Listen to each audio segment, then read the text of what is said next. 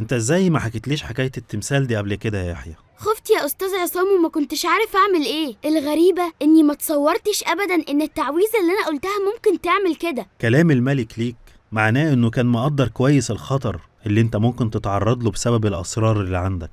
انت تقدر تشوفه وقت ما تحب يا يحيى. ما جربتش أعمل كده، هو كل مرة كان بيظهر لي كانت مش مترتبة، بس أنا لازم أشوفه عشان أعرف إزاي الدكتور عجيب وصل للتعويذة دي وممكن يوصل لإيه كمان بعدها. يبقى لازم قريب تشوف الملك وانا اكون معاك، لان في فكرة عندي تخص البردية اللي كلامها بيختفي اول ما بنرجع الزمن بتاعنا. يحيى يحيى يحيى، انت فين يا يحيى؟ كنت بدور عليك.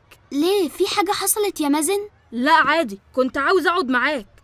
هو انتوا كنتوا بتقولوا ايه؟ عايز تعرف ليه يا مازن احنا كنا بنقول ايه؟ لا يا استاذ عصام، اقصد يعني عشان اشارككم في الكلام. لا احنا كنا خلصنا كلام وهنمشي يا مازن. يلا يا ولاد، اشوفكم على خير بكرة يا حبايبي، مع السلامة. بقول لك ايه يا يحيى، هو احنا هنروح امتى تاني؟ انا متحمس قوي. يا مازن هي مش فسحة ولا حاجة ليها مواعيد، احنا كل اللي بنعيشه ده مجرد صدفة، كل يوم بتكبر شوية عن اللي قبله.